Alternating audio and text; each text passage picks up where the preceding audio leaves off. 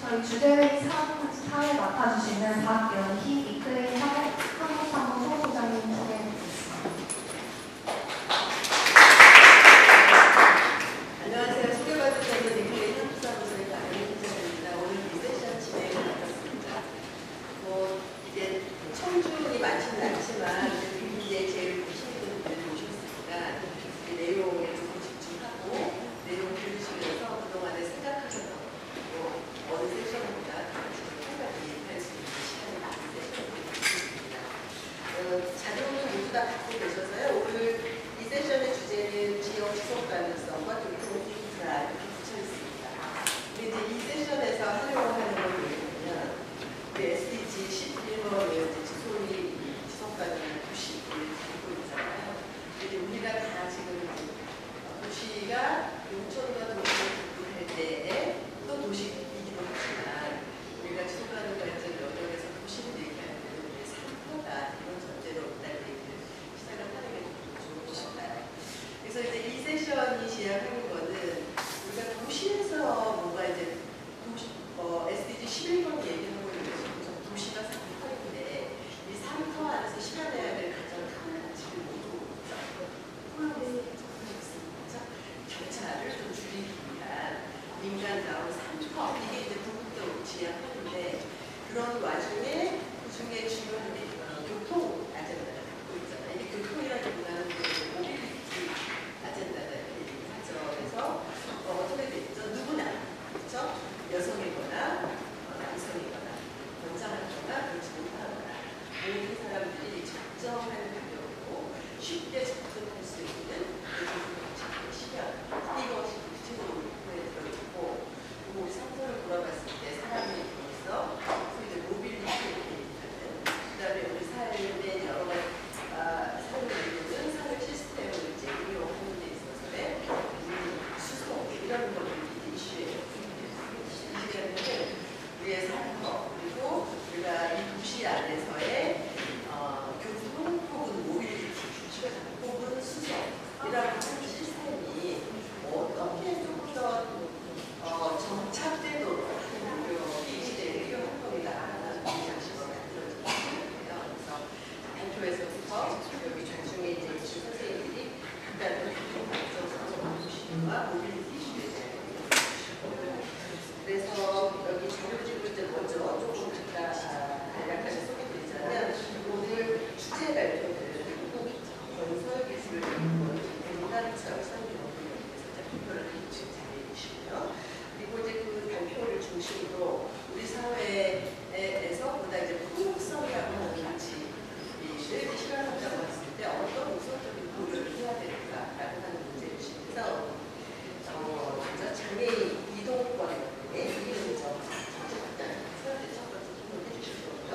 두 번째는 우리가 이제 도시 3터라고 했지만 우리 사회를 돌아보면 인구 소멸 지역이 상당수가 우리 사회에 있거든요. 그래서 우리나라 장관에 이제 모빌리티 이슈 해결할 때 혹시 인구가 줄어들고 소멸 지역에서는 어떤 기적으로 사회적인 이동 이슈를 좀 보는지를 의견을 드리기 위해서 완주군에서 서울마을 주민협의회 사무실장으로 역할하시는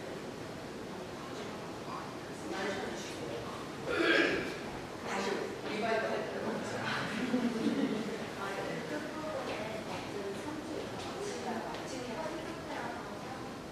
네. 예, 그래서 이 농촌과 관련해서 우리 공산국장에서 나와주셨고요. 그리고 이 수소는 에너지를 사용하는 것을 전제로 하는 영역의 비중이 크잖아요. 그래서 우리 녹색전환연구소에서 기후에너지뿐만 아니라 전반적인 에너지를 중심으로 한 지속 가능성 문제를 고민하는 녹색전환연구소의 오영생 부서장님께서 참여하고 계십니다. 그래서 이런 정도의 이제 주제 발표와 토론을 듣고 선생님들이 여기 자신해 주시는 질문을 나눠보는 것을 하겠습니다. 자, 순서는 발표 스테이지 위에서 무대 위에서 우리 박사님이 준비해 주시고요. 그 뒤에 토론도 순서대로 진행하고 여러분과 다시 대화의 시간을 이어가도록 하겠습니다. 우리 백남철 박사님 무대 가시는데요. 좀 발표 잘 부탁드린다고 박수로 좀 환영해 주십시오.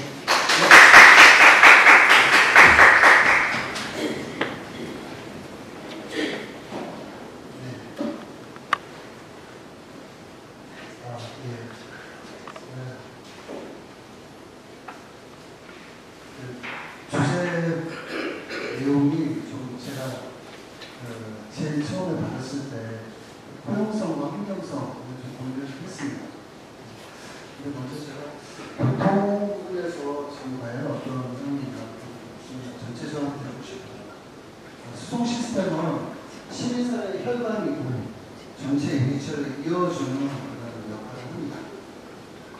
근데 지금 현재는 기술 주도적 혁신하고 이게 좀 많이 강조가 돼 있어요. 수송 부분 2030 국가 온실가스 목표에서 전기차 450만 대 보급해서 2018년에 3,710만 톤 감축하겠다. 사실상 지금 현재 2025년 제가 어제 한번 확인해 봤더니 한 73만 대 수준이에요. 그러니까 450만 대 이제 아주 불가능한 거죠. 근데 따라서 이제 근데 이런 기술 주도적 혁신이 결국에는 여러 가지 이제 두 가지는 문제 굉장히 많은 것 같아요. 그래서 저는 그 기술 주도적 혁신이라고 하는 자체가 기술 개발과 도시 구조가 상충되는 문제다. 이렇게 생각합니다. 그래서 이게 여기에 정부 예산 낭비, 공정적 그런 부분들이 너무 한꺼번에 하는 부분들이 무리가 있다.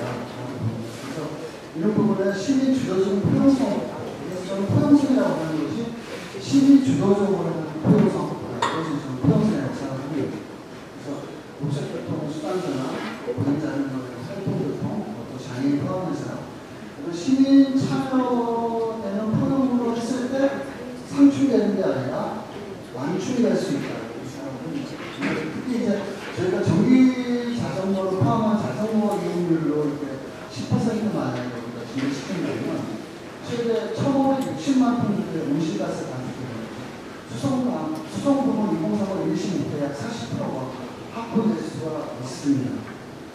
그래서 지금 이런 부분을 사실 전 세계적으로 이런 같은 경우는 이런 부분에 대한 포용성 자체를 어떻게 보면 환경성을 인증해주겠다 이런 관점인 거예요. 그래서 예를 들면 제가 자전거만 말씀드리는데 신규 자전거 도로를 건설하고 전기 참여 충전 인프라를 다 만들고 공기자전거 보호해서 이용률이 증가되는 자전거 통행 거리가 증가되는 게 확인됐을 때는 이런 기초성 조사, 사업부 조사 이해해가지고 비트코인처럼 환경성 크레딧을 지급하고 인증하는 것이 국제 표준으로 지금 현재 유럽에서 시작이 됐고요.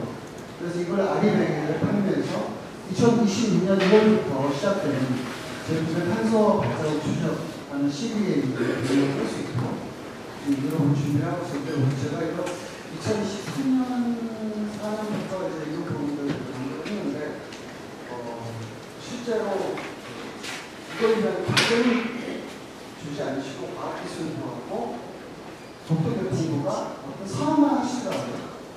과정이 되지는 않았습니다. 실제로 이 부분에 지금 현재 어떻게든지 민간 국가를 좀 합쳐서 뭔가 지금 프로젝트화 좀 시켜야 되는 부분인데 이 부분이 지금 현재 우리가 상당히 좀 부족한 상황이다.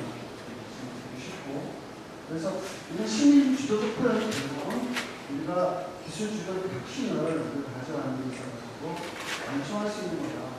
그래서 기존 도시가 도시 계획의 특징에서 보면 계속 보행 친화적인 압축 개발, 자전거 대중교통 굉장히 강조를 하고 있죠. 하지만 이러한 훌륭한 비전에도 불구하고 그 토대가 되는 보행과 자전거 인프라 투자는 여전히 부족합니다. 그리고 속도와 편리를 포기하지 못하기 때문에 아닌가 생각합니다. 그래서 포용성이라고 하는 것은 결국 우리가 사람이 다니는 사는 도시가 만드는 것, 이게 가장 중요한 부분이고, 또 지속 가능한 커뮤니티, SDG 11번의 가장 기본에서는 시티보다는 커뮤니티가 아주 중요하다고 생각하는데, 이 지속 가능한 커뮤니티 신뢰는 넓은 간섭도가 아니라 촘촘한 골목길이라고 생각합니다. 그래서 세계적으로 지속 가능한 스마트 시티의 대표적인 도시들도 촘촘한 골목길이 가장 유명하죠. 멜보른이라든지. 그래서 포용성은 저는 배려기공 공공 인프라에서 시작이 될 수 있다고 생각합니다. 그래서 이 인프라를 지금까지 자동차가 다니는 인프라가 아니라 자전거나 휠체어, 킥보드가 다니는 밖에 굉장히 좋습니다. 그래서 이 사람들이 이러한 휠체어나 킥보드가 넘어지지 않아야 되는데 상당히 넘어지는 사고 많이 나죠. 그래서 이게 넘어지냐 도로 포장이 되려면 상당히 촘촘하게 아주 디테일한 포장을 필요하고 뭐 이러한 것처럼 공공인프라가 지금과는 다른데 지금 이제 전환의 시대가 맞습니다. 저는 그렇게 생각합니다. 환경성이라고 하는 측면도 저는 결국 도시는 차량 이동이 아니라 그런 도로를 설계하는 게 아니라 삶의 환경을 설계한다 이렇게 말씀을 드리고 싶습니다. 서울 정책현황도 지금 보면 굉장히 친환경적 개발도 하고 공동친환성 증대도 하고 지금까지 뭐 잘 해온 것 같습니다. 다른 나라의 개발 대국에 대해서 잘 해왔는데 현실적인 문제들이 지금 현재 저희들이 한 10몇 년 전, 10여 년 전부터 뭔가 정착된 것 같아요. 그전까지 버스 전용차로라든지 여러 가지 많이 했는데 보면 강남대 통일속도가 15에서 20이고 도심의 버스 전용차로가 정류장조차 정체가 일어나고 있습니다. 이렇게 10여 년 전에 방치가 되고 있어요. 그리고 10분 생활권 한다고 하면서 보면은 10분 도시 인프라고 보면은 저희들이 조사를 해보면은 건대 입구역 앞 우리는 인구 조사를 보고 싶은 도시였는데 제가 소속이 되어 있는 곳에서 했었는데 보면 평일 오전 11시부터 4시간 30분 동안 자전거 이용객은 113명이었어요. 근데 차량 이용 방문객은 21명이에요. 근데 자동차 주차장은 4개가 있고 자전거 주차장은 아예 없었어요. 이런 상황이 지금 현재 우리가 서울의 정책 현황이 하고 있지만 각각의 교통을 끌어당기는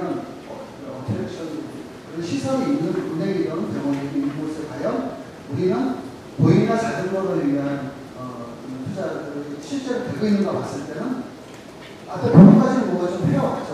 해왔는데 거기에 접근로 한 3, 40m 주차 이런 부분에 전혀 그런 부분에 보행이나 자전거 부분이 없었다라고 생각하고 자동차를 위한 환경이었다고 생각합니다. 그래서 우리 도시 세계는 길이 아니라 길 위의 환경, 길 위에 어떤 사람들이 움직이는가, 어떤 사람들이 주로 잘 움직이도록 해야 되는가, 환경을 설계해야 되고, 이걸 디테일하게 해야 된다고 생각합니다. 그래서, 포용성 환경성 확보 전략은 차량 중심에서 소통 중심을 사람 중심으로 가고, 지금 뭐 도로 서비스 수준도 차가 얼마나 빨리 달리냐가 아니라 좀 더 보행자의 쾌적성, 장애인의 안전성, 이런 걸 측면에서 달리려고 보고, 관계 회복이 될 수 있는 공간으로 지금 구성해야 된다고 생각합니다. 공용마당이라든지 공동체 공간들이 중간에 생기고 우리가 생활권 나의 소통 채널이나 환경 크레딧 마일리지 보상이 있어야 된다고 합니다. 그리고 주민 참여 거점을 제가 요즘에 쭉 보다 보니까 주변에 카페들이 많이 생겼는데 카페들이 자꾸 망하고 있어요. 보면 커피 카페가 참 많은데 지하철역 주변에 마을 버스 정류장이 대부분 있습니다. 근데 마을버스, 예를 들면 홍제역의 신흥동 마을버스 주민거점은 한 카페를 잡아서 실내로 마을버스 같은 걸 잡아서 커피값 50% 보조 커피값씩 거기다해서 주민거점을 확보하는 방법이 어떨까 일단 간단한 앞을 봅니다. 그래서 이 부분에 저는 포용성, 환경성 확보 전략에 이런 부분이 관계를 회복하는 것들이 커뮤니티를 회복하는 것을 교통 커뮤니티로 마을버스를 같이 타는 사람들끼리 얼굴을 내고 본인 인사함을 못했는데 커피 한잔 할 수 있도록 해주는 게 어떨까 이런 생각을 자꾸 해봅니다.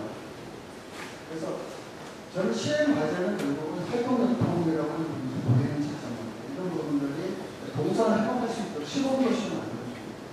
그리고 이런 활동교통을 활용한 지속 가능한 분들 등으로 저는 생각합니다. 그래서 막힌 도시생활성으로 자전거를 끌어볼 수 있지 않을까 생각합니다. 시범도시라고 하는 것이 결국은 지금까지는 한 400여 미터, 500여 미터 안에 있는 이 부분을 이제 이웃으로 본 것입니다. 네이버후드라고 보는데 이 네이버후드를 단순히 공간, 거리가 아니라 시간, 공간이 아니라 시간 개념으로 본 거죠. 그래서 시간 개념의 도시 계획이 다시 트렌드를 우리가 잡은 것이 시범도시라고 보는 큰 전환인데 이렇게 보면 우리가 예를 들면 자전거로 간다고 하면 보행이 약 4km 갈 때 약 이 정도 갈 수가 있습니다. 2.5km 가는 것이 어느 정도냐고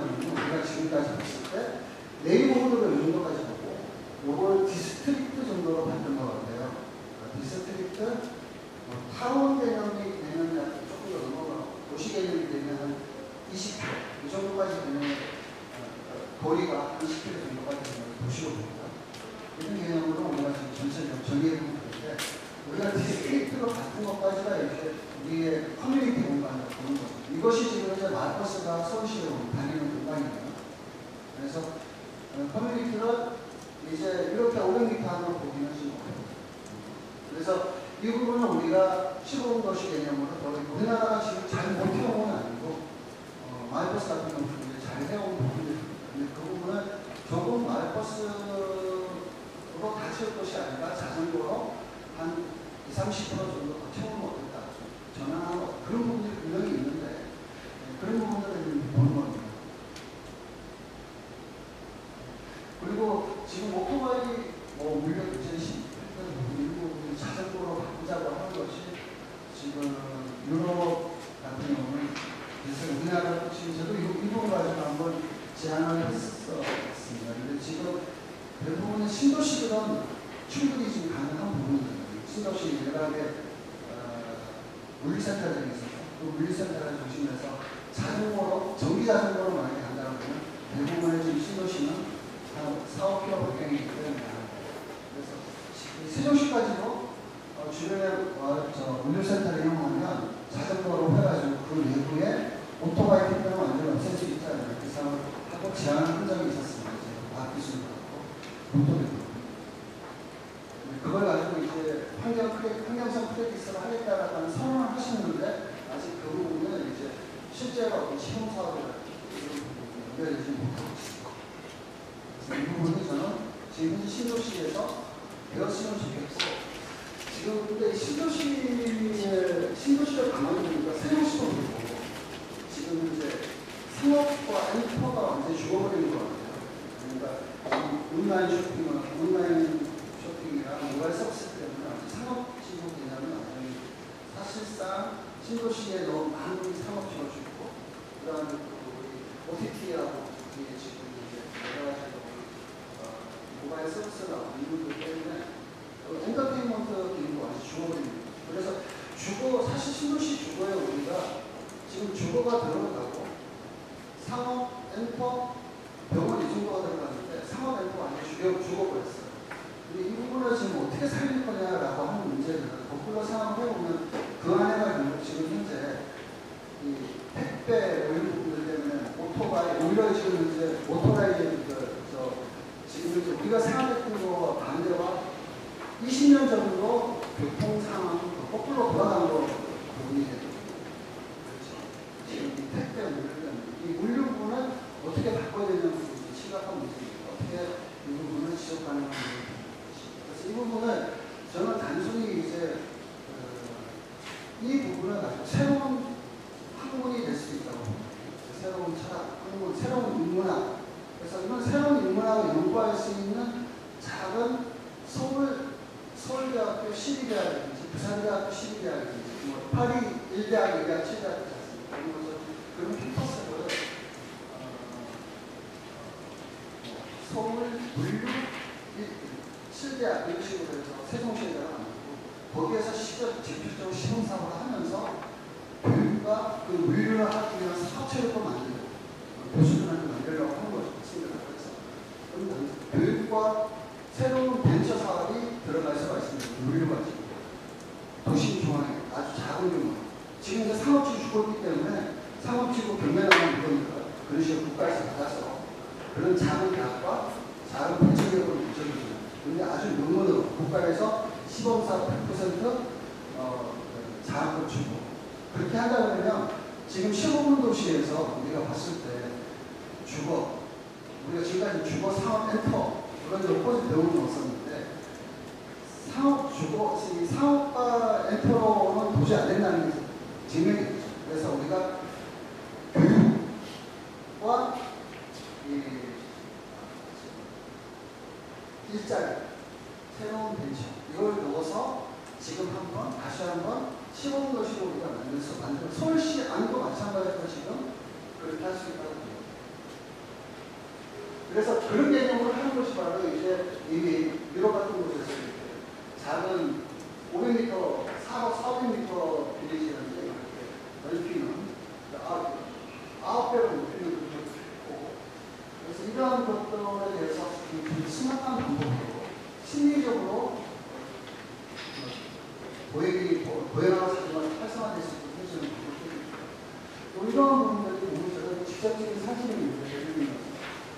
가만히 봤더니 이 사람이 여기서 기다리고 있었어요. 저를 딱 찾아와서 정찰을 해요.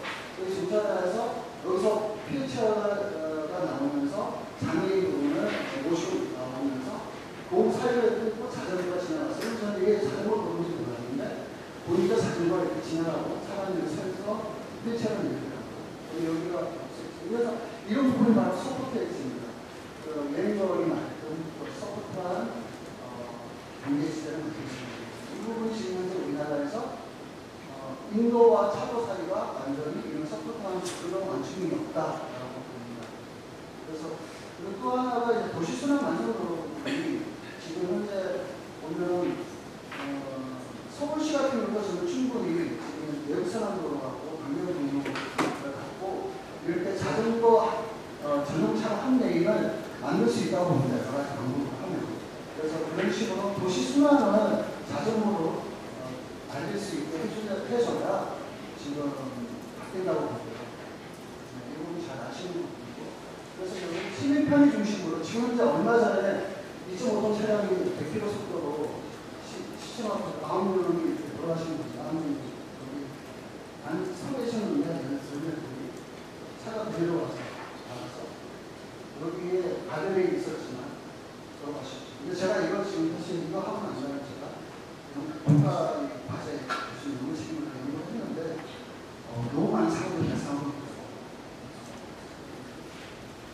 버스 정류장에 앉아있으면서 돌아가시는 분, 횡단보도에서 서 있다가 돌아가시는 분, 또 제가 조사해보니 제가 아는 지인분도 그렇게 횡단보도에서 부딪히셔가지고 영혼이 들고 계시는 분이 계십니다.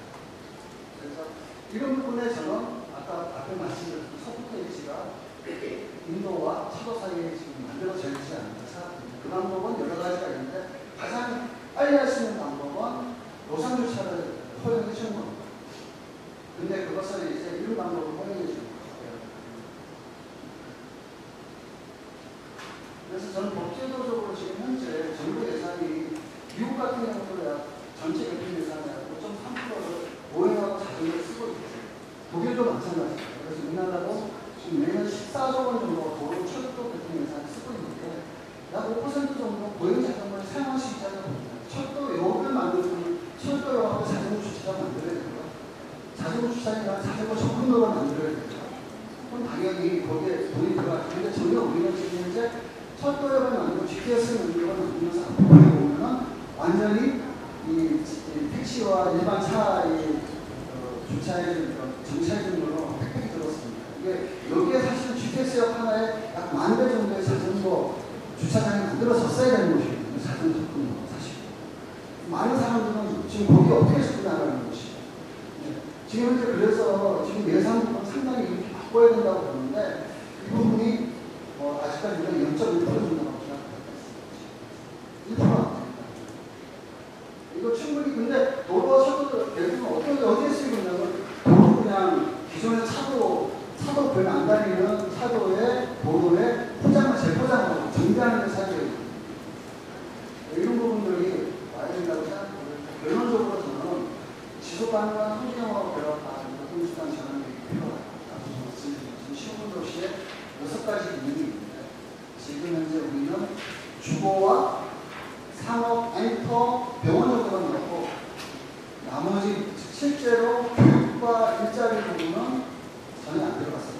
오히려 거꾸로 교육과 일자리가 먼저 들어가야 됩니다. 지금 현재 보시면. 그리고 우리는 지금 현재 그러한 상업적인 기회가 있다 말씀드리고 싶습니다. 만들어놓은 도시에서 지금 상업지구들이 많이 망가지고 있어요. 그 부분을 이용하면 된다. 말씀을 드리고 싶고 그리고 거기에 맞춰가지고 우리는 지속가는 도시가 소개를 해줘야 됩니다.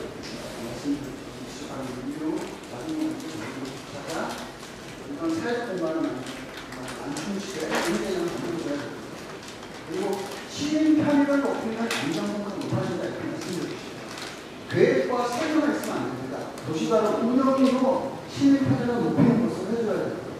계획과 설계 운영, 그리고 그를 위한 정보, 환경 프레디 서치라고 하는 것은 결국은 지정부를 정확화해서 피드백으로 지역 경제를 활성화시켜 주는 것입니다. 지금 현재 이번 정부에서 하고 있는 여러 가지 지역 회의 부분들과 연계될 수 있는 부분이라고 보고요. 그래서 저는 이렇게 마지막으로 도시 계획 부분에서의 도시역의 통합성 하는 말씀을 주셨습니다. 감사합니다.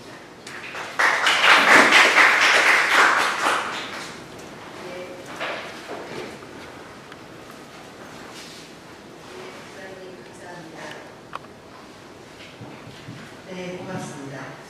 이렇게 도시와 교통 들으시니까 이런 게 문제인데 이렇게 조금 드러나는 걸 느끼셨을까요? 이제 앞부분에 말씀하신 것 중에 지금처럼 자동차 중심의 이 체계를 자전거나 보행 중심 체계로 개편한다고 하면 우리가 오시가스 감축 목표로 삼고 있는 이 목표에 쉽게 한 5, 6년이면 접근할 수 있다 이런 기본적인 전제 얘기해 주시면서 지금 자동차 중심의 도로 시스템이 얼마나 사람들을 위협하고 있는가에 대한 것도 발표 중에도 말씀해 주셨고 수록된 발표 자료에도 보면 얼마나 많은 사람들이 죽는가 목숨을 잃는가에 대한 자료들도 포함을 해 주셨어요. 이따 우리가 또 질문하고 토론할 텐데 연구자들도 그리고 이제 전체는 아니지만 몇몇의 도시에서 대단히 혁신적인 실험을 많이 하고 있거든요. 그래서 국가 단위에서의 정책이 어떻게 변화해야 되는지에 대한 목소리를 내는 소리가 결코 작지 않은데 그런데 왜 근본적으로도 변화가 안 되는 걸까요? 이게 좀 숙제일 것 같아요. 그런 고민을 이제 오랫동안 해오신 분들을 오늘 토론자로 모셨습니다. 첫 번째 토론은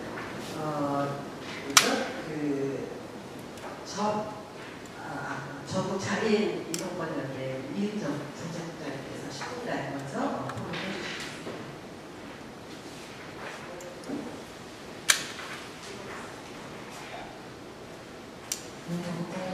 이동권연대 표로입니다.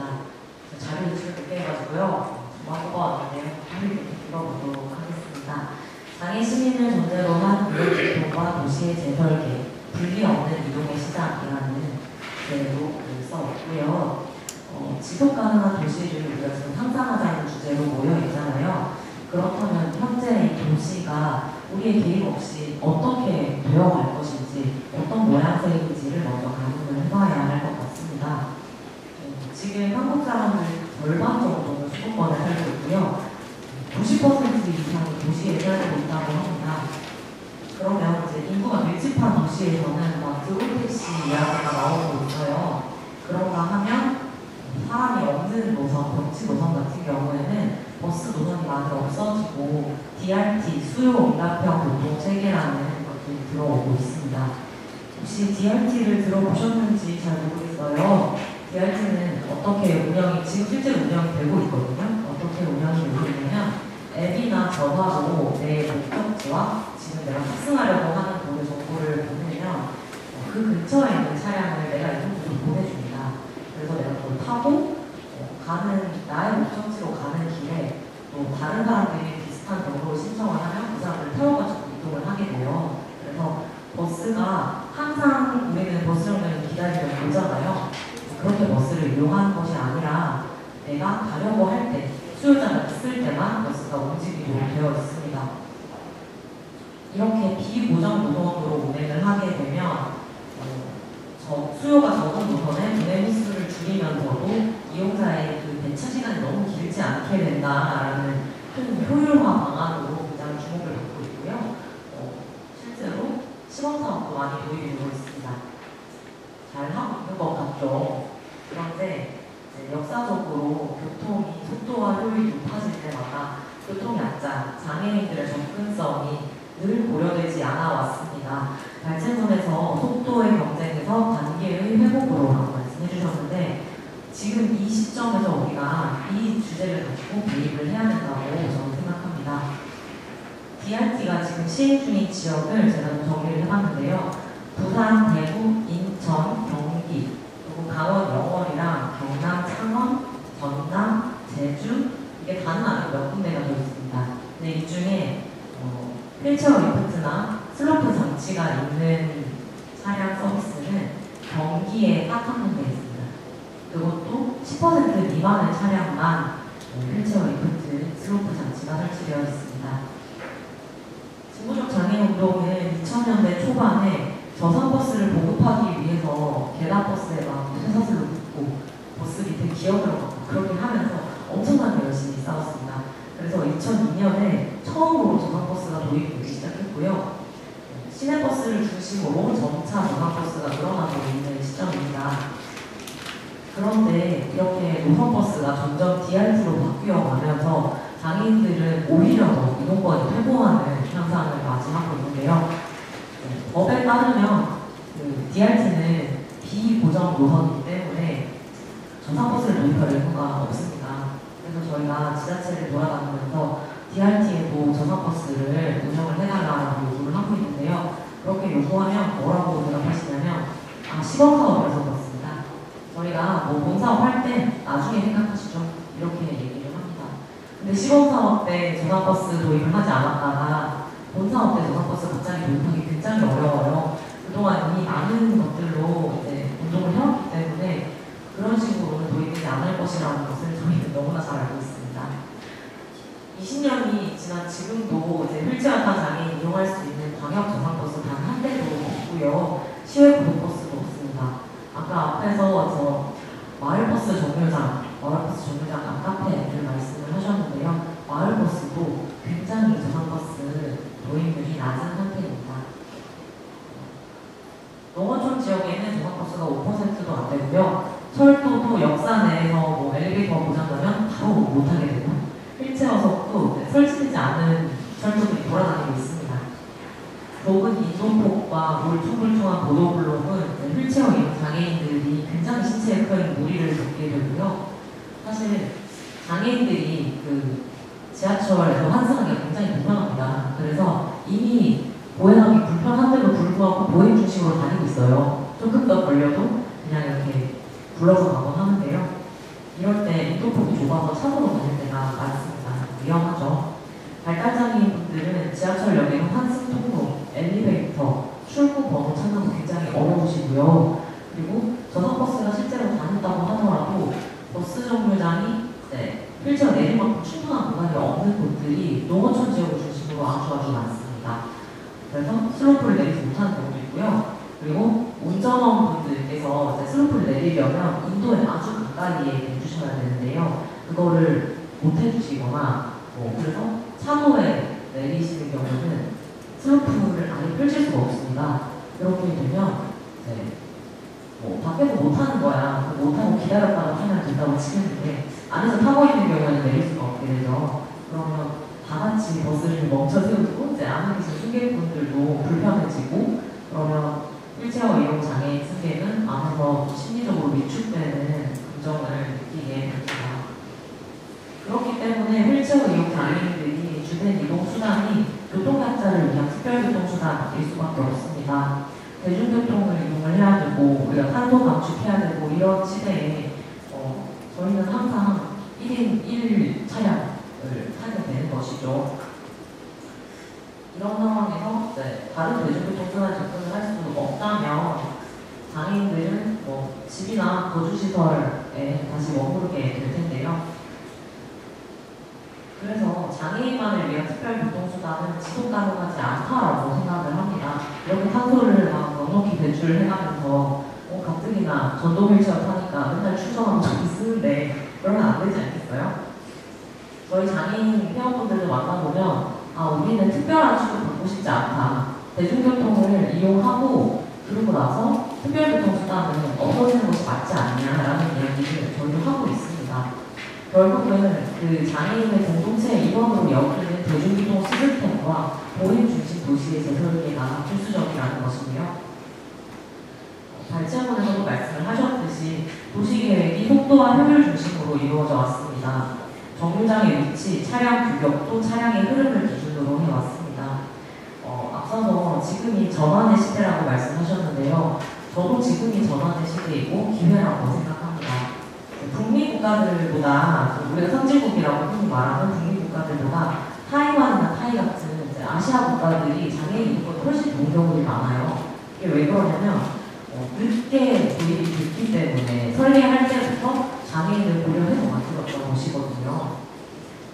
그래서 저희는 DRC 시범사업 때부터 접근성 지금 당장 시작해야 된다라고 이야기를 하고 있고요. 모든 신규 교통수단은 휠체어와 탑승할 수 있는 경사로, 보정장치, 음성시각 안내 시스템, 충분한 대기 공간을 의무화해야 합니다.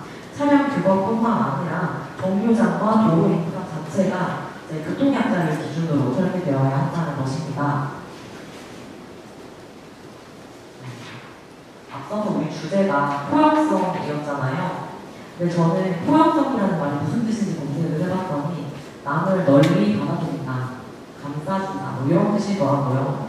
그렇지만 저희 전국장애인 이동권 연대는 이동의 권리라고 생각을 하고요. 이것은 저희 당연한 권리이기 때문에 어떤 배려나 포용이 아니라 당연하게 보장되어야 하는 것이라고 생각합니다.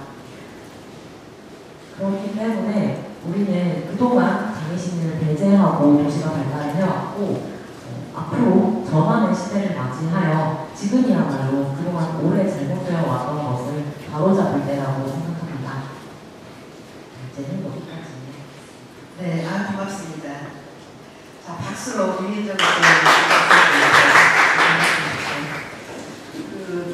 교통 인프라의 포용성 얘기하는데 국장님께서 장애인 관점에서 얘기해 주시니 뭐라고 얘기를 더 할 게 없네요. 뭐 되는 게 없는 거의 그런 수준의 이제 메시지였습니다. 그래도 여러 가지 교통 약자를 위한 안내판이나 특히 이제 장애인 관련해서는 여러 사회적 서비스가 있다고 생각했는데 이동권 내 관점에서는 너무나 숙제가 많은 것 같습니다.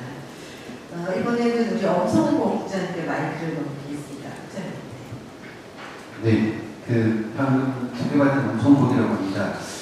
먼저 우리 백남철 발표 주제 발표해 주신 연구원님께 너무 감사드리는데요. 연구원님이 제시한 대로만 하면 저희가 얼마나 행복하겠습니까? 근데 제가 좀 반성을 하다 보면 우리 방금 전에 장애인의 이동근연대 정식국장님께서 발제를 해주셨는데 제가 3년 반 동안 전주시에서 버스 정책과장을 했었습니다. 그래서 우리를 위해서 이제 뭐라고 하죠? 어쩌다 보면 해가지고 제가 아무튼 3년 반 동안 했는데 우리 장애인 이동권 연대 분들하고 제가 엄청나게 많이 논의를 하고 그걸 현장에서 실현시키려고 엄청나게 고민을 했는데 사실은 여러 가지 한계에 부딪혀가지고 제가 하고 싶은 만큼 못하고 나오는 게 너무 걸리고요. 너무 죄송하다는 말씀을 먼저 드리겠습니다. 제가 누누이 이야기했던 것 중에 하나가 대한민국은 세계적으로 지금 문화선진국이고 우리나라처럼 경제 발전을 빠르게 이루는 나라가 없을 정도로 어떻게 보면 기적을 이룬 나라인데 제가 항상 주장하는 거지만 교통만큼은 최후진국이다. 우리 주변을 보면 일본만 가더라도 엄청나게 정말 우리 교통 시스템이라든지 이런 것들이 잘 돼 있고 유럽으로 말할 것도 없고 오히려 지금 우리를 중남미라든지 또 제가 이제 대중교통 선진국으로 해서 남미도 가까웠는데 남미도 엄청나게 잘 돼 있습니다. 그러니까 대중교통, 교통 시스템, 기술은 엄청나게 뛰어난데 대한민국이 이거를 정책적으로 도입하고 현장에서 실현해 나가는 거는 우리나라만큼 저는 후진국이 없다 이렇게 생각합니다. 그래서 우리 백남철 연구원님처럼 훌륭한 분들이 좀 더 많은 공부를 잘 해주셔가지고 이게 대한민국이 좀 더 교통 선진국이 될 수 있도록 되는 나라가 됐으면 좋겠습니다. 그런 측면에서 제가 좀 발제를 하겠는데요. 저도 이제 도시에 살다가 지금 10년 전쯤에 이제 농촌으로 귀촌을 해서 지금 살고 있는데 이제 도시에서의 교통 문제도 있지만 또 이제 농촌에 제가 들어가면서 본 교통문제는 또 약간 다른 관점에서 문제점이 많이 있습니다. 근데 그 관점을 제가 몇 가지 말씀을 드리고 어떻게 하면 좀 좋을 건지 이거에 대해서 좀 제 나름대로 생각 이것도 좀 말씀을 드리도록 하겠습니다.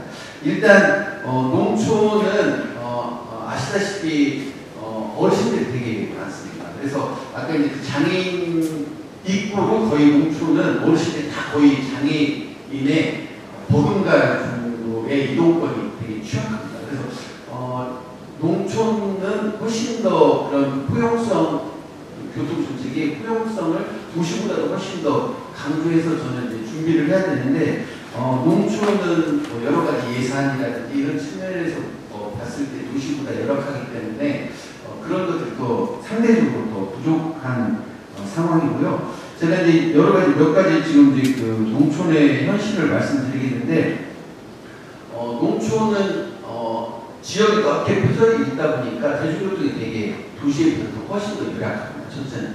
그리고 그래서 농촌은 자동차가 아니면 이동이 엄청나게 상대적으로 불편한 상황이고요. 그래서 그 여기에 이제 젊은 분들도 되게 많이 계시는데 시골로 이렇게 그 약간 귀촌한 청년들이 꽤 있습니다. 그래서 뭐 한 달 살기 뭐 이렇게 해서 저희 지역도 꽤 많은 청년들이 오는데 1순위로 이야기하는 게 교통이 너무 불편합니다. 그래서 그래도 도시에서는 뭐 대중교통도 지하철도 뭐 이렇게 해서 이동권에 큰 제약은 없는데 자동차에 대해서 상대적으로 불편하지만 내가 갈 곳을 못 갈 정도는 아닌데 여기 시골은 진짜 자동차가 없으면 이동이 불가능합니다. 그래서 이 농촌을 떠나는 핵심적인 이유 중에 하나도 대중교통의 불편을 아무튼 이야기를 합니다. 아무튼 뭐 그러고요. 그 다음에 두 번째는 자동차 운전하시는 분들이 도시에 비해서는 좀 교통질서를 잘 안 지킵니다. 첫째는 교통 신호등이나 이런 것도 별로 없고 뭐 불법 주차 단속도 별로 안 하고 또 여기도 제가 썼는데 음주 단속도 안 합니다. 그래서 시골 분들은 농사일을 하면 이렇게 한잔하고 농사일을 하기 때문에 음주운전에 대한 부분도 되게 많습니다. 그래서 의외로 농촌 지역에서 교통 사망 사고가 엄청나게 많습니다. 네, 그래서 신호등이 없기 때문에 과속도 많이 하고 또 농촌에 일하시는 분들은 차가 많이 이동을 안 하기 때문에 도시 보행자들에 비해서 상대적으로 경각심도 좀 떨어집니다. 그러니까 운전자들은 쌩쌩 달리고 보행자들은 경각심이 떨어지고 이러다 보니까 아무튼 사망사고나 이런 것들이 되게 많이 일어나는 거고요. 그 다음에 이제 그 도로 인프라도 엄청나게 도시에 비해서 취약합니다. 그래서 뭐 예를 들면은 저희 지역에 고등학교가 있어요. 고산 고등학교라고 고등학교가 있고 애들이 꽤 많이 있는데 이 친구들이 이제 읍내에 나오려면 한 10분 정도 걸어와야 되는데 그 되게 그 친구들이 많이 다니는 인도임에도 불구하고 풀들이 지금 여름철에 너무 많이 나가지고 인도로 아예 걸어다닐 수가 없습니다. 인도 그 관리조차도 안 돼 있는 이런 그 상황이고요. 대중교통이 불편한 거는 제가 아까 말씀드렸지만 엄청나게 불편하고 그 다음에 이 도시는 그래도 이렇게 좀 산재되어 있잖아요. 그러니까 내가 갖고 싶은 곳이 우리로에 가면 젊은 애들이 많이 모이는 곳도 있고 또 구도심도 있고 쉽게 해서 좀 중년층들이 모이는 또 지역도 있고 우리 약간 분산되어 있는데 저희 지역 몇 단위는 모든 인프라가 한 곳에 딱 모여져 있어요. 그리고 그 모여져 있는데 장날에도 거기에 장이 있습니다. 그래서 그 아이들이 우리 벽에 인도로 다닐 수가 없습니다. 우리 벽에 장이 쫙 펼쳐지기 때문에 그리고 거기가 중심지이기 때문에 거기에 차로 다니고 또 애들은 그냥 도로로 초등학생 애들이 다니는 아무튼 막 모든 게 문제된 이런 게 아무튼 되어 있는 그 상황입니다. 그래서 그런 것들 농촌의 특성에 맞게 이런 문제들을 어떻게 해결할 거냐 이런 것들에 대해서 좀 더 고민이 좀 돼야 될 것 같고요. 그래서 이제 제 나름대로 좀 그 고민을 해보면 예를 들면 이제 그 시골이기 때문에 아이들이 대중교통이 활성화되어 있지 않기 때문에 그 아이들이나 이런 좀 그 차가 없는 사람들이 진행할 수 있는 좋은 방안 중에 하나는 자전거를 활성화시켜주는 게 되게 중요하거든요. 그래서 저 어릴 때도 되게 백포장 도로임에도 불구하고 저희가 자전거를 되게 많이 어릴 때 타고 다녔는데 저희 아이들만 해도 어릴 때부터 제가 이제 자전거를 타게 해가지고 엄청 잘 탑니다. 근데 그 자전거를 타고 지금 학교를 잘 못 다닙니다. 왜냐면 아까 얘기한 그 자동차가 워낙 세게 달리는 도로가 많기 때문에 아무튼 그런데 제가 이제 너무 아이러니한 게 뭐냐면, 제가 도시에 있으면서 전주에 있으면서 계속 주장했던 게 자전거 도로와 인도를 확보해달라. 이런 거를 확보하기 위해서는 차도를 줄이고 해야 된다. 이런 주장을 계속하면 계속 반대하시는 자동차 중심의 도로 계획을 하시는 분들이 계속 교통하시는 분들이 반대하는 게 차가 너무 물린다 했어요. 네, 그러니까 차선을 줄이면 인도를 넓히고 차선을 줄이면 아무튼 교통이 너무 혼잡하다는 거였는데, 제가 또 너무 아이러니한 게 농촌은 도로가 나만 돌거든요. 그러니까 땅이 나만 돌아요. 그러니까 도로를 줄이고 인도를 넓혀도 큰 문제가 이동거리 문제가 없는데 그걸 해야 된다 이렇게 주장을 하면, 또 이 농촌 지역에서는 뭔 주장을 하냐면 그 이동하는 사람이 몇 명이나 되냐고 거기에 그 돈을 투자하냐 이렇게 또 이야기를 합니다. 너무 넌센스. 그러니까 자동차 중심의 도로 계획을 하시는 분들은 도시에서는 좁아서 온다. 여기에서는 이용하는 사람이 없어서 안 하고 이런 게 된다는 겁니다. 그래서 아무튼 충분히 여건은 된다. 농촌은 그런 걸 할 수 있는 여건이 된다는 거고요. 아까 조금 전에 우리 장애인연대에서도 이동부연대에서도 말씀해 주셨는데, 사실은 이제 DRT라고 하는 수용답정이라고 하는 교통 시스템이 있는데, 저는 이제 이 부분을 이제 도입하면서도 제가 이제 그 얘기를 좀 주장했는데, 그 뒤에 휠체어를 제가 전주시 마을버스를 도입을 하면서 뒤에 휠체어를 태우시는 걸 해보고 싶었는데 그 버스가 없어요. 그러니까 그래서 제가 이제 현대자동차까지 제가 찾아가가지고 조선버스를 만들어달라, 이 마을버스용 저당버스를 만들어달라라고 주장을 했는데, 아무튼 얘네들은 또 이 경제성이 안 나온다. 아무튼 이러면서 못 만들어주겠다. 그래서 제가 이제 우리 전국에 있는 장애인 이동권연대 분들한테 제가 몰래 일러가지고 좀 문제 제기를 해라. 우리 도입하고 싶은데 할 수 있는 시대는 마을버스가 생산이 안 된다. 이런 것들을 막 문제 제기해달라 해서 아무튼 그렇게 이야기도 하고 막 그랬었는데, 아무튼 그런 게 좀 필요하고요. 그 다음에 이제 제가 좀 한 가지만 더 말씀드리고 싶은 건 뭐냐면은, 이제 지금 자율주행이 AI에서 자율주행이 이제 도입이 될 거라고 저는 생각을 해요. 근데 이런 것들이 더욱더 좀 필요한 게 저는 농촌 지역이다. 그래서 우리가 부르면 바로바로 올 수 있도록 이런 시스템을 좀 도시는 좀 더 대용량의 자율주행을 통한 대중교통을 활성화시켜 나가고, 오히려 우리가 부르면 바로 올 수 있는 이런 시스템은 농촌에 더 필요하지 않겠냐 이런 거고, 제가 이제 한 가지 지금 지역에서 하고 있는 것 중에 하나가, 저희가 이제 저희 애들이 학교를 가지고 있어가지고 지금 부산 지역에 4개 학교가 있습니다. 그래서 초등학교 2개, 중학교 하나, 고등학교 하나 이렇게 4개 학교가 있는데, 이 4개 학교의 학생들하고 양육자들이 올해 지금 처음 시작을 하고 있는데, 그게 뭐냐면 아동 청소년 안전도시 만들기 운동을 지금 하고 있습니다. 그래서 아까 지금 여러 가지 문제들, 자동차 중심의 지금 도로교통 시스템 이런 것들을 어떻게 하면 아이들과 청소년들이, 그리고 이제 더 나아가서는 어르신들이 이동에 좀 더 자유로운 농촌을 만들 거에 대해서 지금 아이디어를 짜고 있고, 이것들을 가지고 지금 올해 상반기 원탁회를 했고, 하반기에 저희가 지금 대안을 마련해서 아이들하고 같이 내년도에는 이걸 그러면 어떻게 하면 이게 이 지역에서 실현될 건가, 이 대안들이 실현될 건가를 이야기하는 운동으로 좀 준비를 해보려고 합니다. 그래서 저희가 이제 농촌 지역에서 뭔가 우리로 얘기하는 유니버셜 디자인이라고 하는 모든 어르신들, 아이들, 또 장애인들이 자유롭게 이동할 수 있는 모델을 한번 만들어 보고자 준비를 하고 있습니다. 네, 이상으로 마치겠습니다.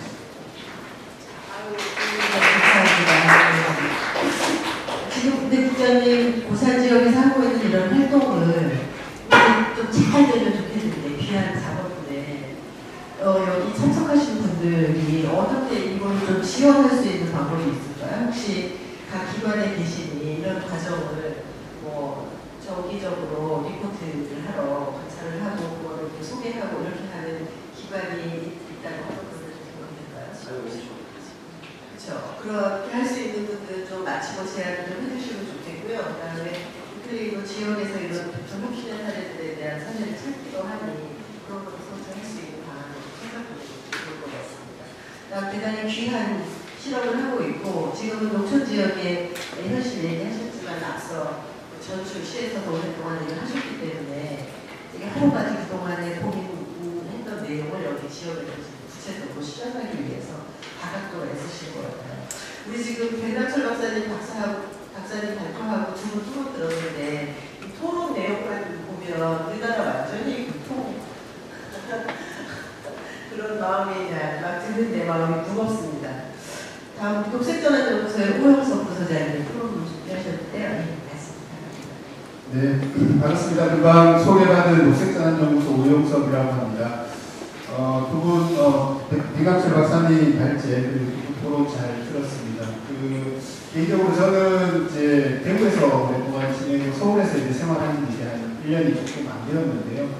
제가 이제 대구에서도 그랬고 이제 서울에서도 지금은 이제 자전거로 출퇴근을 하고 있습니다. 그래서 이제 제가 서울 올라와서 이제 자전거가 문제가 있어서 수리를 맡겨서 서울로 이렇게 가지고 올 때까지 한 3년 정도 좀 자전거 없이 지낸 기간이 있었거든요. 제가 서울에 이제 한 1km 이상 걸어서 이제 지하철역을 가서 지하철로 출퇴근을 하고 있었는데 자전거가 오고 나서 삶이 확 달라졌습니다. 그래서 서울에서 제가 다닐 수 있는 이동의 자유 그리고 도시를 사용할 수 있는 범위들이 엄청나게 이제 넓어지고 확장이 되면서 서울에서의 삶이 훨씬 더 이렇게 즐거워지고 풍요로워진 경험들이 있습니다. 그래서 이렇게 이동을 자유롭게 할 수 있다는 것이 우리 삶에서 굉장히 중요한 요소다라는 생각들을 개인적으로 생활하면서 많이 했었고요.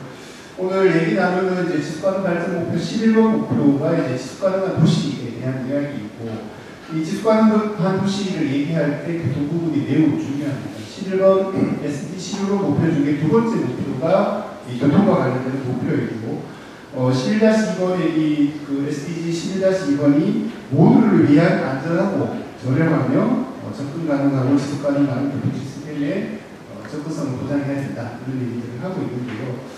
저는 백남철 박사님도 말씀하셨지만 이제 포용성과 환경성 이 두 가지가 저는 굉장히 긴밀하게 연결이 되어 있다고 생각을 하고 있습니다. 왜냐하면 포용성 얘기를 할 때 이제 누구나 SDG에 많이 제일 많이 나오는 말 중에 하나가 저는 이제 모두를 위한 말이라고 생각을 하는데, 누구도 배제하지 않아야 된다라는 대원칙이 있고 여러 목표에 이 포용성 원칙들이 포함이 되는 것 같습니다. 그래서 교통에서 이 포용성 얘기를 할 때 모두를 위한다고 할 때 그 모두라는 것이 저는 이제 우선순위를 잘 설정하는 것이 굉장히 중요하다라는 생각을 하게 되고, 왜냐하면 도시 공간이라는 것은 한정되어 있습니다. 물론 부산이나 이런 시골 마을은 상대적으로 이용할 수 있는 공간이 더 이렇게 확보가 되어서 도로를 더 확장을 할 수도 있고 그렇겠지만, 도시는 한정된 공간을 여러 시민들이 여러 교통수단을 이용하는 시민들이 함께 사용을 해야 됩니다. 그래서 그 한정된 공간을 누가 어떻게 사용할 건지가 굉장히 중요하고, 거기서 우선순위를 어디에 둘 거냐 하는 것이 굉장히 중요합니다. 지금까지 백남철 박사님 말씀하셨던 발제를 토대로 생각을 하면 우리가 분명하게 우선순위를 두고 있는 것은 자동차입니다. 그래서 이것이 자동차가 아니라 보행자가 최우선 순위를 두고, 그리고 자전거, 대중교통, 공공교통, 기획, 그리고 이 수단이 여의치 않을 때 자동차를 이용할 수 있겠죠. 그럴 때도 개인이 소유하는 자동차보다는 공유하는 자동차를 소유하지 않더라도 자유롭게 이동할 수 있도록 하는 요 우선순위의 원칙들이 잘 반영이 되도록 도시교통의 체계와 어떤 방향들을 만들어가고 적용하는 것이 굉장히 중요하다는 생각을 하게 됩니다. 그래서 이 원칙이 입각해서 도시의 교통을 다시 재구성을 하게 되면 포용성과 환경성을 함께 충족시킬 수 있는 도시교통의 전환이 가능하다라는 생각들을 하는데요.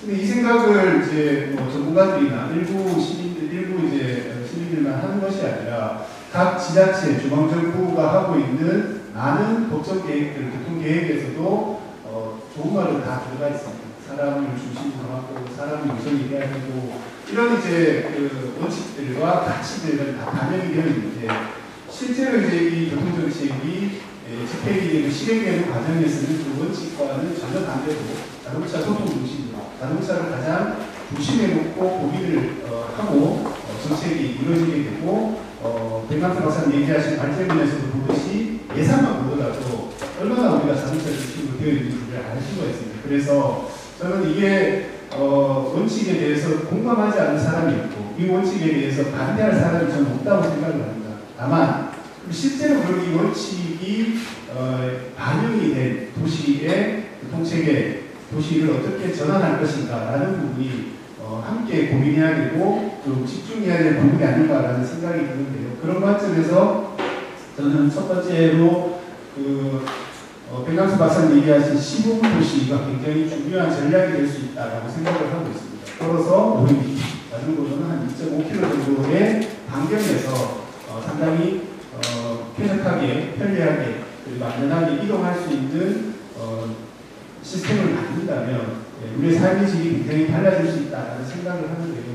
다만 이 15분 도시를 한국에서도 뭐 부산이라든지 제주라든지 뭐 서울에서도 일부 이렇게 표방을 하기도 하고 뭐 선언을 하기도 하고 했지만 실제 그런 15분 도시가 제안한 그런 비전과 철학이 반영이 된 그런 변화들이 실제 있었나라는 생각을 해보면 굉장히 좀 부족하다라는 생각들을 하게 됩니다. 그래서 실제로 그러면은 이 15분 도시를 어디서부터 어떻게 접근해야 될 것인가라는 고민들을 많이 하게 되는데요.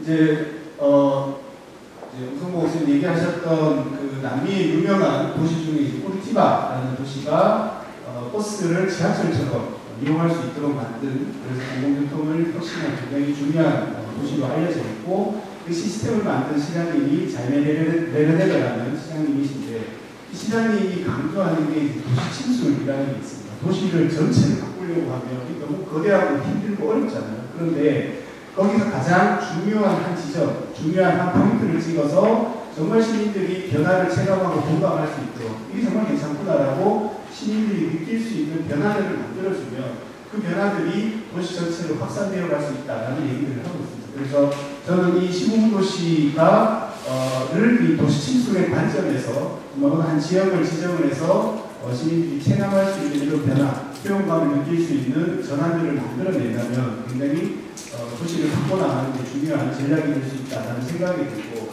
그러면 우리 지역에서 이 15분 도시, 우리 동네 15분 도시를 한다고 할 때 저는 학교에 주목할 필요가 있다고 생각을 하는데요. 왜냐하면 학교는 이미 주변에 아이들의 안전과 관련된 여러 안전조치들이 많이 법과 제도가 많이 되고 있습니다.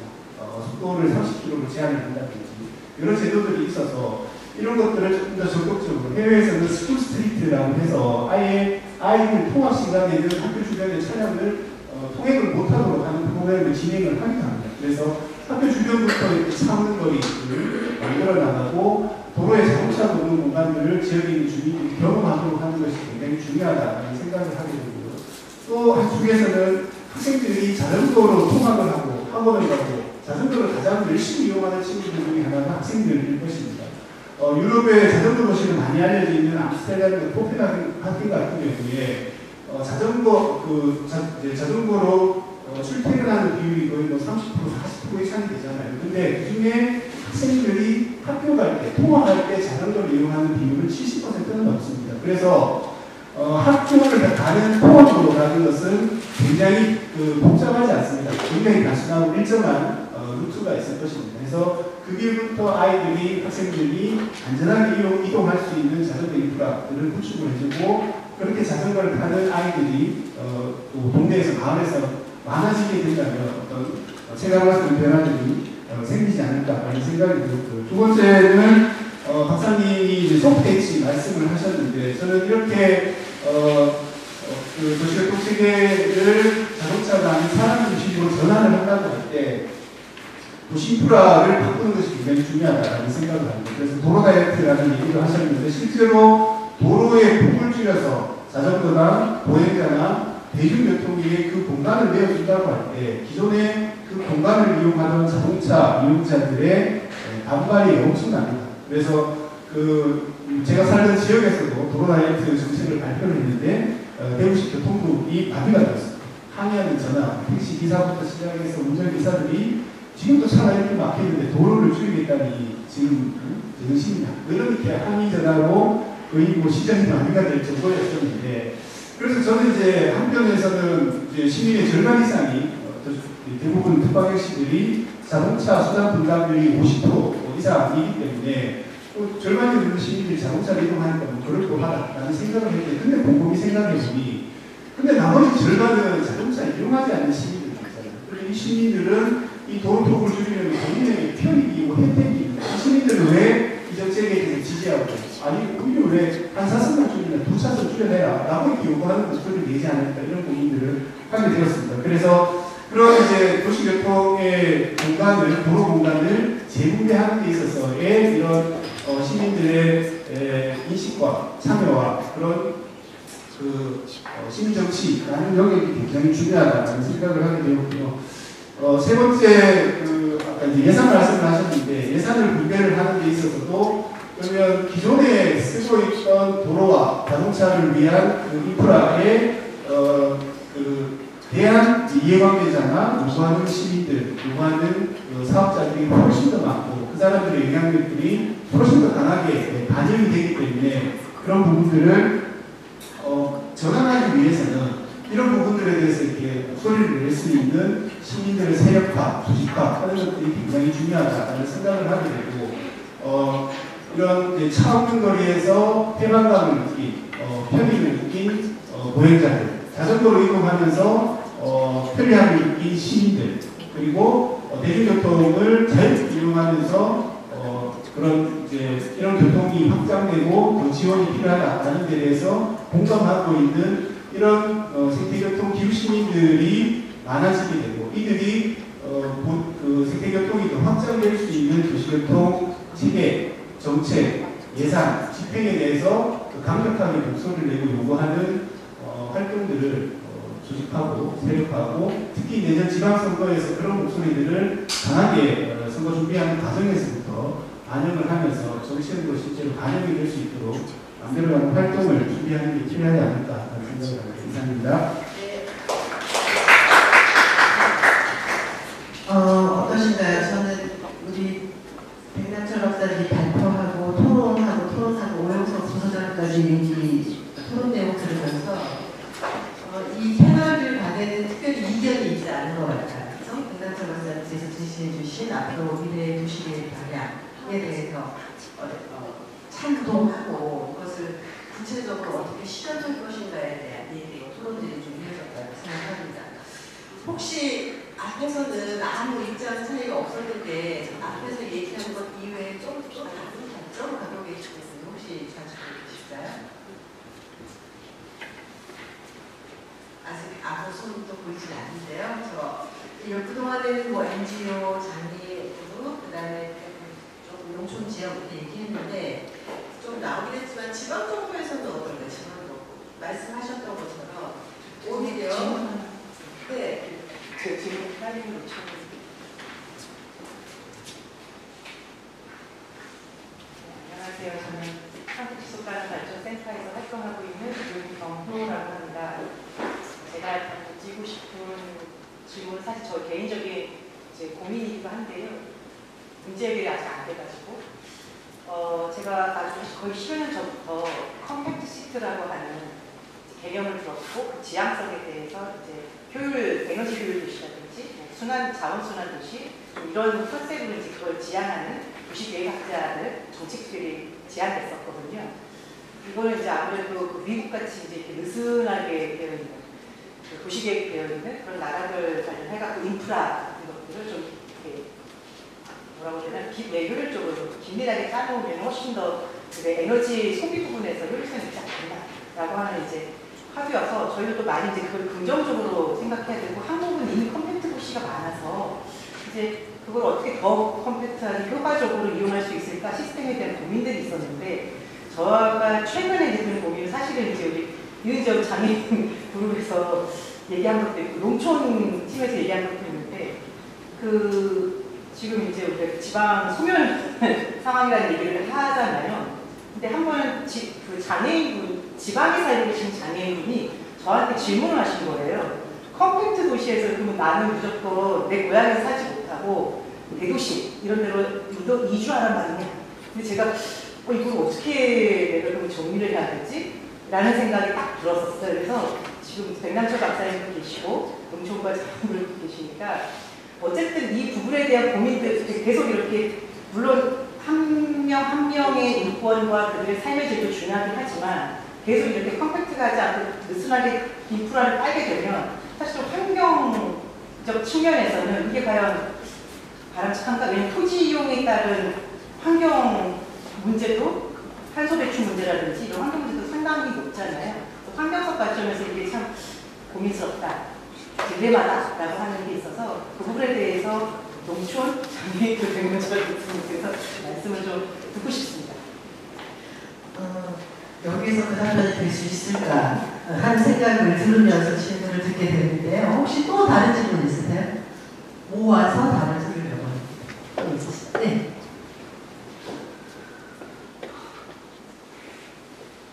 안녕하세요. 저는 SBSN 뉴스 코리아 김현주라고 하고요. 오늘 프로 잘 들었습니다.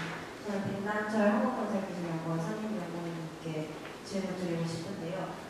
제가 재작년에 독일에서 교환학생을 하면서 그런 장애인에 대한 인프라나 소프트웨어에 대한 충격을 굉장히 많이 받았었던 것 같아요. 네, 우리나라와 차이점을 보자면 우리나라 사람들이 굉장히 빨리빨리를 중시하기 때문에 버스 정류장에서 119만 정차하더라도 굉장히 답답함을 느껴 하는데요. 아까 오영석 부소장님께서 말씀해 주셨다시피 그런 버스를 지하철처럼 이용하자라고 하시는 그 시스템이 실제 독일에서도 이용이 되고 있고 앞문, 뒷문, 버스 두 대가 연결되어 듯한 그런 버스가 운영이 되고 있어요. 그렇게 되면 우리나라의 이렇게 인구가 밀집된 도시에서도 이걸 한 버스의 한 정류장에서 많은 사람이 탈 수 있으면 그에 따라서 장애인에 대한 좀 어떻게 보면 열린 마음을 가질 수 있는 기회가 되지 않을까 싶어서 혹시 그런 대형 버스나 좀 긴 구조의 버스가 우리나라 지금 서울을 기준으로 했을 때 도시에 적용되기 어려운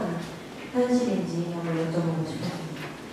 또 이 질문은 뭐 2층 버스도 있고 그렇죠? 국절 버스도 있고 이런 아이디어들이 있었고 그런 이제 소망들이 최근에는 여러 곳에서 트램을 도입하는 것을 활용해서 이렇게 하는 것들도 있는데 어마어마한 고비용을 전제로 한 것들인데 그것도 우리가 되고 있어서 또 다른 시설 중심 아니다 이런 필요가 있거든요. 그러니까 답변하실 때 같이 포함을 주시면 좋겠습니다.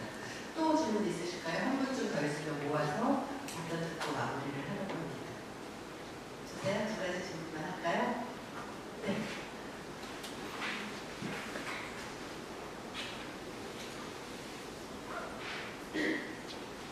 안녕하세요. 저는 SBSN 뉴스 코리아에서 선임으로 활동하고 있는 김태현이라고 하고요. 저는 약간 간단하고 좀 웃길 수도 있는 질문이긴 한데 속으로 너무 궁금해가지고 여쭤보게 되었는데요. 그냥 답변해 주실 수 있는 분이 계시다면 답변해 주시면 됩니다.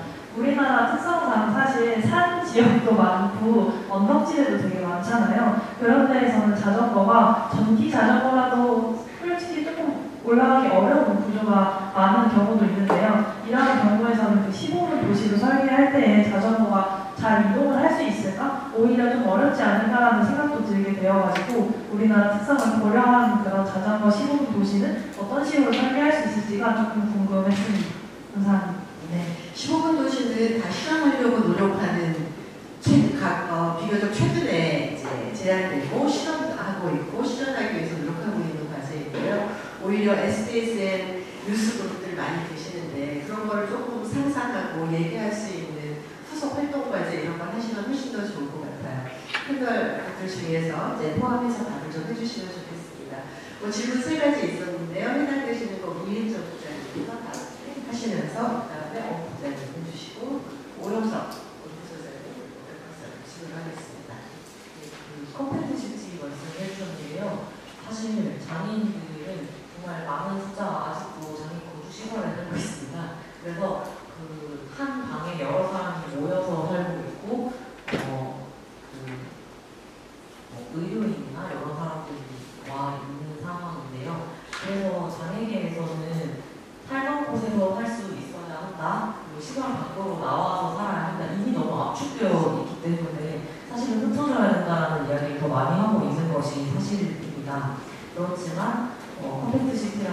개념을 이해하고 그 개념을 적용하는 방향으로 생각을 해보자면요. 지원주택이라는 제도가 있어요. 지금 시범사업으로 몇 군데 하고 있고 특별법을 제정해서 좀 더 확산해 나가려고 노력을 하고 있는 제도인데요. 이 지원주택 같은 경우에는 그 거주를 원하는 사람들이 이제 신청을 하면 개별실로 들어가서 개별주택에서 각자 살게 되고 근처에 뭐 주거 코디네이터라든지 혹은 뭐 의료 지원을 할 수 있는 사람이라든지 이런 사람들이 같은 집이 아니라 근처에 살고 있는 거예요. 그래서 필요할 때 즉시적으로 투입이 될 수 있게끔 되는 그런 지원을 받으면서 자립해서 살 수 있는 지원주택이라는 모델을 저는 도입을 하려고 노력을 하고 있고요. 그랬을 때 나는 내가 살던 곳에서는 살 수 없냐라고 이야기를 하신다면 농촌에 계신 장애인분이라고 말씀하셨는데 병증이시려나라는 생각이 들어요. 왜냐하면 활동 지원을 받으셔야 이제 중증장애인분들이 지원에서 사실 수가 있는데 활동 지원 시간도 사실은 지방자치 제도마다 다 다르거든요. 시간이. 그래서 시간을 많이 주는 대로 옮겨가시는 경우도 있어요. 장애인들은 너무 다양한 이유로 살고 싶은 곳에서 살 수 없어가지고 가능하면 살고 싶은 곳에서 살 수 있는 자유도 주고 좀 컴퓨터식을 하면 좋겠다라는 생각이 있지만 그럼에도 불구하고 다양한 자원이 또 많이 각자 필요하기 때문에 지원주택 같은 제도를 도입을 하면 조금 더 모여서 살 수 있지 않을까. 그리고 이 지원주택이 여러 지역에 위치할 수 있게 된다면 내가 살던 지역의 지원주택을 살 수 있지 않을까 이런 말씀을 드리고 싶습니다. 뭘 답변해야 될지 잘 모르겠는데 제가 간단히 말씀드리면 사례를 두 가지 말씀드리고 싶은데요. 제가 네덜란드 갔을 때 암스테르담의 인근에 새로운 도시를 만들었었어요. 그 새로운 도시를 만들었는데 되게 인상적이었던 게 뭐냐면 우리는 가장 핵심적인 그 새로운 도시의 가장 메인 중심 도로에 차가 못 다녀요. 그러니까 거기는 다 보행도시로 되어 있고 거기 또 하나 또 되게 인상적이었던 게 뭐냐면 그 도시의 1층은 다 사회적 약자들에게 배정을 하는 거였어요. 그래서 가장 중심적이고 가장 예를 들면 이동이 편한 곳에는 그 아까 장애인이라는 사회적 약자들을 배려해서 그분들이 생활하는 데 아무 불편함이 없게 만들고 차들은 전부 다 외곽에서 들어오는 시스템으로 설계가 되어 있었어요. 그래서 그게 저는 이제 장애인들 우리가 그러니까 도시를 만들 때 그런 단순히 교통뿐만 아니라 그런 사회적 어떻게 보면 그 주택 이런 모든 전반적인 걸 고려해서 저는 디자인을 해야 된다. 이게 이제 하나 말씀드리고 싶고 제가 이제 콜롬비아를 제가 이제 대중교통 버스 정책을 하면서 아까 말씀하신 질문하신 땅의 지하철을 전주시에 도입하려고 제가 이제 아무튼 거기를 다녀왔고 그거를 이제 계획하기 위해서 제 나름대로 제가 전철 노선이라고 하는 그림을 그려서 8개 노선을 그렸고 그 중에 지금 3개의 노선을 전주시에 제가 아무튼 있을 때 국토부 우리는 BRT 종합계획에 제가 넣었어요. 그래서 아무튼 3개가 되어 있어서 지금 하나를 실시단계를 하고 있는데 아무튼 제가 너무 좀 가슴이 아프다고 해야 되나? 뭐 이런 것들 중에 하나가 뭐냐면 제가 그 도시에서 보고 오면서 가장 인상 깊었던 것 중에 하나가 양문형 버스였어요. 그러니까 우리로 얘기하면 그 버스 전용차를 다닐 때는 운전석 뒤에 문이 열리고 이제 우리로 약간 이제 전용차가 아닌 차로를 다닐 때는 기존에 문이 열리는 시스템을 아무튼 도입하는 거였는데 제가 이것도 도입을 하려고 현대자동차에 엄청 제가 로비를 했거든요. 저걸 만들어줘라. 근데 얘네들은 이게 경제성이 없다. 이래서 아무튼 안 됐고 제주도에서 최근에 도입을 했다고 하더라고요. 버스를. 근데 그게 아마 제가 현대자동차가 버스인지 다른 회사 버스인지는 모르겠어요. 그러니까 그만큼 뭐 이렇게 하려고 할 때 참 장애 요소가 많더라고요. 그래서 저는 이제 아까 그런 굴절 버스나 이런 것들을 도입을 하려면 사실은 우리나라 같은 경우는 특히 중앙정부의 권한이 많기 때문에 정부가 그런 것들이 되도록 좀 지원을 해야 되는데 아무튼 그게 좀 되게 지방정부에서 일을 하면서 되게 한계를 부딪혔던 과제였습니다. 네, 이제 컴팩트 시티는 이제 저도 고민을 많이 하는데 세계적으로 이제 가장 유명한 컴팩트 시티 중에 하나가 이제 일본에 있는 도야마 도시일 텐데 도야마의 이제 모리 시장님이 이제 컴팩트 시티 도야마에서 전략을 이제 얘기를 할 때 가장 기본 원칙이 이제 꼬치와 경단 전략을 많이 하시는 것 같아요. 그래서 이제 경단이라는 게 아까 얘기한 15분 도시처럼 걸어서 혹은 이렇게 자전거로 생활이 가능한 생활권들이 여러 개가 있겠죠, 도시에. 그래서 이거를 어느 이제 도야마 시내에 있는 중심가로 모든 사람들을 다 모으는 것이 아니라 또 살고 있는 지역 내에서 최대한 그런 이제 생활이 가능할 수 있도록 자동차 없이도 모으고 그리고 그런 생활권이 도시 내에 여러 개가 있을 텐데 이 여러 개의 도시들을 꼬치로 이제 연결을 하듯이 가성교통 체계, 트램이 되었든 이제 BRT가 되었든 이런 교통 체계를 쭉 연결을 해서 요 생활권 내에서 해결이 안 되는 어떤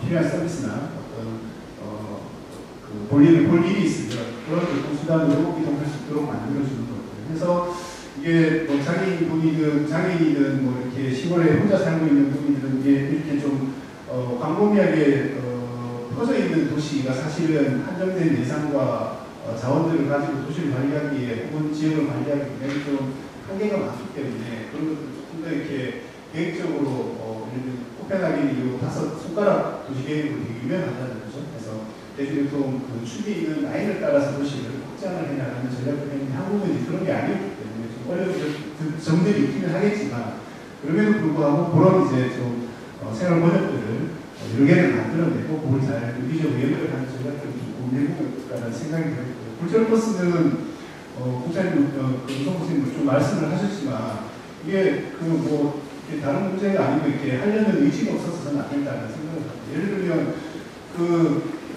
제가 2016년에 이렇게 유엔 헤비타트 총회가 에콰도르 키토에서 있었는데 키토는 에콰도르는 저희보다 경제력이 한참 못한 지역인데도 불구하고 굴절버스며 이런 이제 BRT 시스템이며 버스 탈 때도 이렇게 계단 올라가는 게 아니라 수평으로 이용해서 이렇게 가는 이런 시스템이 다 만들어져 있거든요. 그리고 심지어 저는 이제 왕복 2차선, 그러니까 차선이 하나밖에 없어요, 양쪽에. 그런 좁은 도로에서도 이런 굴절버스들이 다 다니는 곳에서 도로가 좁거나 한국이 거기보다 도로가 훨씬 더 넓고 도로 인프라가 훨씬 더 좋은데도 말하는 겁니다. 이게 못해서 안 하는 게 아니라 안 해서 안 하는 거다라는 생각들이 좀 들었었고요. 마지막으로 지역과 관련해서는 이렇게 한국이 그렇게 자전거를 타기가 불가능할 정도의 극단적인 운동이나 이런 것들이 저는 많지 않다라는 생각을 하는데 그것도 자전거가 우리 지역에서 편리하고 안전하게 이동할 수 있도록 만들어야겠다라고 이렇게 생각을 한다면 저는 그런 문제들을 해결할 수 있는 기술적인 부분들은 얼마든지 활용할 수 있는 다양한 기술들이 있다는 생각이 들고 예를 들면 자동차가 편리하고 빠르게 이동하기 위해서 십수 킬로나 되는 프로젝트 들고 다양한 시설들을 다 만들잖아요. 그런 것처럼 자전거가 정말 가장 우선 수리가 되는 가장 중요한 교통수단이다라고 생각을 하고 도시나 마을을 다시 구성을 하고 도시 인프라를 설계를 한다면 그런 것들이 문제가 되지 않는다는 생각을 기본적으로 하고 그리고 최근에 이제 유럽에서도 60, 70대 어르신들 중심으로 전기자전거 보급들이 굉장히 빠르게 확장이 되고 있는데 한국도 일부 지자체에서 전기자전거에 대한 보조 지급을 하고 있는 지역들이 있기는 한데 이런 것들이 훨씬 더 빠르게 좀 확장이 되고 전기자전거의 성능이나 기술적인 개선들이 많이 이루어지게 된다면 그런 부분이 상당히 개선이 될 수 있을 거다 생각이 듭니다.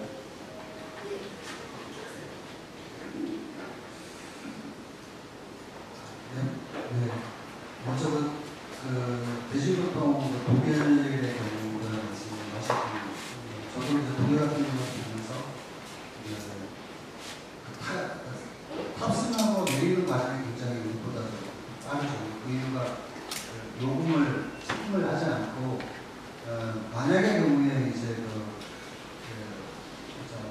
무료 돈을 내지 않고 탑승했다고 하면 월급을 받는 방식으로 해서 하고 있는데 지금 우리나라에서도 사실 버스 같은 경우에 앞뒤로 있잖아요.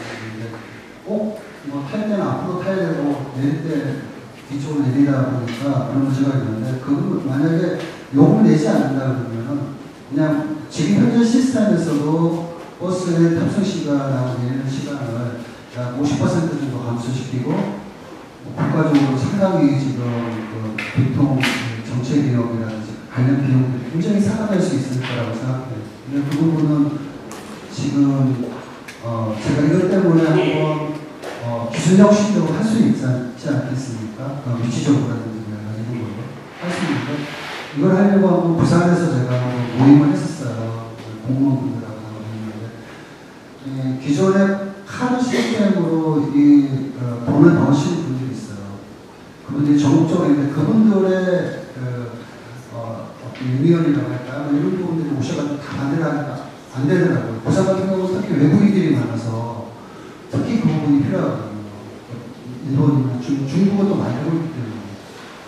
그런데 그 부분이 우리나라 지금 현재 10년 전에 제가 시도를 했는데 그게 안 되고 있어요. 지금. 그러니까 그 부분은 우리가 15년 전, 20년 전에 스마트 카드로 혁신을 했었는데 그게 전 세계적인 표준이 돼서 콜롬비아에 펼쳐놓고 해고 했지만 이렇게 안 됐잖아요. 우리 또다시 혁신이 필요하다 이렇게 말씀드리고 싶고 자전거 같은 경우에는 자전거에 맞는 우리나라의 지형에 맞는 자전거 순환도를 만들어주면 된다고 생각합니다. 산지와 한지역 예를 들면 도봉산 한자락에 있는 고지대 우리 마을들이 있지 않습니까? 성북 쪽에, 강북 쪽에 그쪽 마을들에 상대적으로 좀 서울에 올레길을 연결해가지고 한강도로 거꾸로 연결되는 자전거도를 만들어준다고 하면 충분히 자전거로 새로운 길을 만들 수 있다고 보고요. 그리고 컴팩트 시티로 아까 말씀드린 부분에 대해서는 첫 번째는 지금 컴팩트 시티의 가장 큰 요소 중에 하나를 실제로 보면 초보적으로 이제 개발을 할 수 있다라고 하면서 실제로 보면은 거기에 자동차 주차장이 굉장히 많이 들어가고 보행자의 대중교통을 위한 접근을 위한 방법은 거의 되지 않고 있거든요. 그래서 개발을 할 때 지금 호주 같은 경우는 시드니에서 주차장 없는 아파트를 공급을 하고 있어요. 예를 들면 그런 식으로 토지형하고 지속 가능한 교통이 서로 연결될 수 있도록 개발을 해줘야 되고 그리고 두 번째는 스마트 워크센터 그러니까 집에서도 일할 수 있도록 해주는 부분을 조금 더 국가적으로 여러 가지 당근과 채찍을 같이 이용해서 시골의 지방에서 내가 살고 싶은데 거기서도 내가 대기업에 근무하면서 일할 수 있는 사람들이 지금도 조금 있지만은 지금보다 30%는 더 올릴 수 있다. 그래서 국가적으로 제시를 해주면 컴팩트 시스템을 이룰 수 있는 방법 중에 하나가 저는 그렇게 생각하고 세 번째로는 지금 현재 상업기능이라든지 교육 기능이 많이 지금 상업기능하고 혜택 기능이 많이 이제 죽고 있는데 노예 때문에 그 부분을 교육과 일자리 창출로 할 수 있도록 새로운 교육 일자리 혁신이 지금 현재 같이 선행되면 컴팩트 시스템을 큰 비용 없이 우리는 지금 할 수 있는 체계가 되겠다 말씀드리고 싶습니다. 고맙습니다. 이제 정리 다들 오시고 계셔서 마무리하는데요. 우리가 가졌던 문제의식은 지속가능한 도시를 만들기 위한 교통 인프라 구상이 충분한가라고 하는 문제의식이었잖아요. 그런데 여기에서는 포용성이라고 하는 것을 계속 수용하고 확장하는 구조가 아니면 안 된다라고 하는 문제의식이었고 이걸 하기 위해서는 우리 교통체계는 에 대한 진단, 앞으로 나가야 될 방향에 대해서 질문을 주셨어요. 여러분들 다 듣고 나시니 어떻게? 얘기하다 보니까 답으로 어느 도시에 어떤 사례 이런 거 다 나오잖아요. 또 우리나라가 못할만한 사례들인가요? 꼭 그렇지 않잖아요. 왜 그것이 되지 않는가? 그래서 거기에 이제 우리 문제의식을 조금 더 가지고 고민이 필요한 것 같아요. 앞서 토론에서도 나왔지만 교통체계를 개편하는 것은 시민의 일상과 맞닿아 있기 때문에 어느 이슈보다는 굉장히 큽니다. 지방정부에이거나 국가에서 정책을 하는 경우도 그것을 혁신하기 위한 노력을 안 한다고 볼 수는 없습니다. 그런데 그것은 민원 때문에 못하는 경우가 굉장히 많아요. 이 민원이 누구에 대해서 나오는 거냐면 시민들에 의해서 나오는 거거든요. 그런데 이제 이 시민이 어떤 시민이냐는 거죠. 꼭 그 사업과 관련된 이해 당사자 우리가 다인가 그동안에 목소리를 내지 않는 자동차 도로 다이어트를 한다고 했을 때 꼭 운전하지 않은 우리 도시를 구성하고 있는 절반의 사람들의 목소리는 아무도 대변해주는 사람이 없는 거죠. 여기에 좀 주목하고 그 목소리를 듣는 노력도 필요하다는 생각을 합니다. 그리고 말씀하시는 중에 저는 리클레임이까지 도시 네트워크잖아요. 여기에서 뭔가 새로운 혁신을 하려고 해도 생산자, 기업에게 접근했을 때 이 경제성이 없어서 못한다 이런 벽에 부딪힌다는 얘기 많이 하셨는데 이제 지방정부 네트워크에서는 그렇게 혁신을 위해서 새로운 물품을 주문해야 되고 혁신적인 상품의 공동 구매 이런 것들의 아이디어를 나눌 수 있는 기회를 이런 걸 좀 잘 삭제해서 그 솔루션에 서로 같이 다가갈 수 있는 그런 준비를 해야 되겠다는 생각을 하기도 했습니다. 자, 기후시민 만드는 것, 목소리를 내는 시민을 만드는 것, 그리고 활동하는 영역에서 어떻게 조금 더 중심으로 끌어내고 그 목소리들이 지속 가능한 도시를 만드는 데 반영될 수 있을지에 대한 것도 조금 더 적극적으로 고민할 수 있으면 좋겠습니다. 마무리인데요. 저 질문입니다. 질문. 우리 몸의 중심이요, 그죠? 몸의 중심. 배꼽인가요? 이마인가요? 코인가요?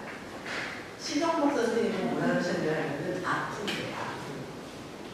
그래서 어쩌면 포용성이라고 하는 것은 가장 약한 부분이죠. 그 다음에 이제 사회적 서비스에서 자연스럽게 접근성이 떨어지는 이 부분을 어떻게 개선하는가에 대한 답이자 우선은 포용성을 기반으로 한 지속하는 도시로 나가기 힘들다고 하는 문제의식에서 오늘 프로도 좀 이어졌다고 생각합니다. 우리가 앞으로 활동 계속 해나갈 텐데 오늘 주로 주제 이외에도 지속 가능성, 지속 가능성은 포용성을 빼놓고는 지속 가능성이 될 수 없다라는 걸 다시 한번 확인하면서 앞으로도 우리의 인식도 조금 더 포용성을 위한 것들이 좀 확장되는 방향으로 교육에서 해나갈 수 있기를 기대합니다. 좀 늦었으나 함께해 주신 우리 박사님, 패널 세 분, 질문으로 적극적으로 참여해 주신 것도 정말 고맙습니다. 여기까지 이 세션 마치겠습니다.